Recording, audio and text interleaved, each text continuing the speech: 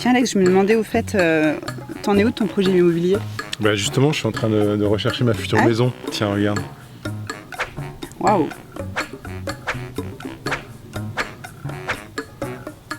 Qu'est-ce que t'en penses? Le mieux, c'est peut-être d'aller voir une agence immobilière? Ok.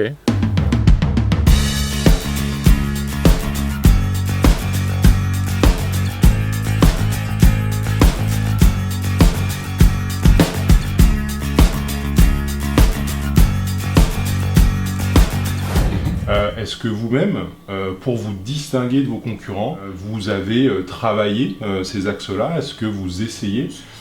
Donc ça va travailler, bien sûr, on va travailler sur la proximité, on va aller se déplacer vers les gens, enfin, on va faire par exemple des crémaillères, des événements dans les quartiers pour pouvoir montrer aux clients qu'on est présent, qu'on est là, qu'on leur apporte effectivement de l'information. Ce qui nous différencie par rapport à d'autres, je dirais, moi, c'est le temps que j'investis avec mes collaborateurs sous l'angle de la formation, de l'animation, et j'essaie de leur transmettre toujours les points importants, c'est quand même l'éveil et la prise de conscience de ce qu'ils font.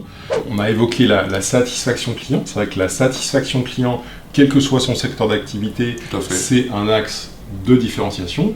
Communiquer sur la satisfaction du client est important parce que c'est quand même une visibilité, c'est quand même rassurant pour celui qui n'a pas encore, entre guillemets, consommé ou acheté ou vendu avec l'agence. Est-ce que vous pensez que la transparence dans votre métier, ce serait un axe de différenciation à exploiter, à communiquer? Puisqu'on a tendance à dire les agences immobilières ne sont pas tout à fait transparentes, n'apportent pas assez de conseils, n'accompagnent pas assez, voire même certaines ne sont pas compétentes. Du coup, on subit un peu une image de plusieurs années, de plusieurs décennies, je dirais même.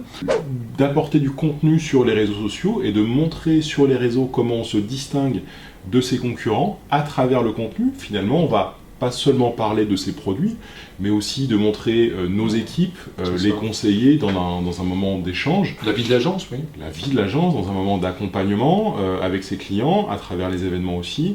On voit une tendance très forte se marquer ces derniers temps sur les réseaux sociaux, qui peut nous permettre aussi de se distinguer de nos concurrents. C'est aussi la mise en scène du personnel d'une entreprise, d'un commerce ou d'une agence immobilière, qui se met en scène dans différentes situations.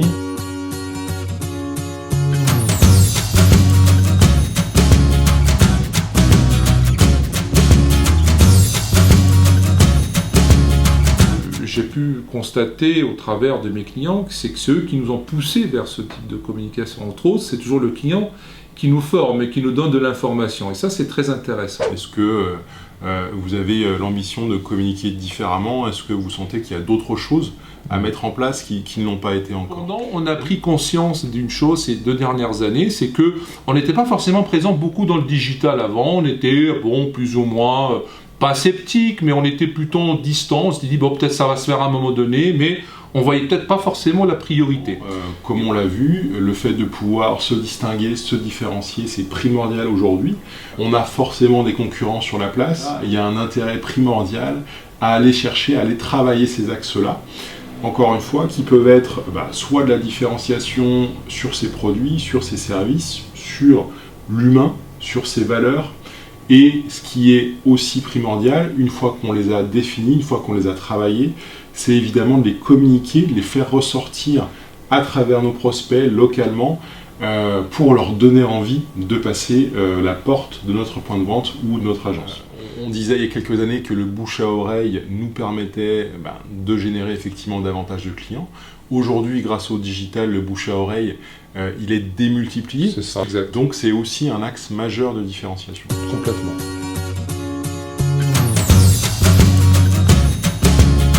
En résumé, pour se différencier, il faut se poser les bonnes questions. Déjà, quelles sont mes forces? Est-ce que je propose un service innovant ou un produit original?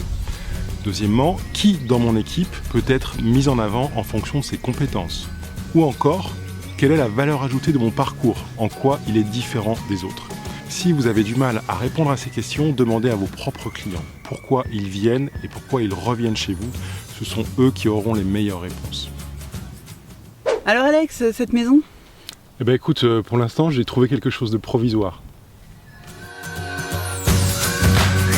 Qu'est-ce que t'en penses? Ouais, pas mal, il y a du terrain.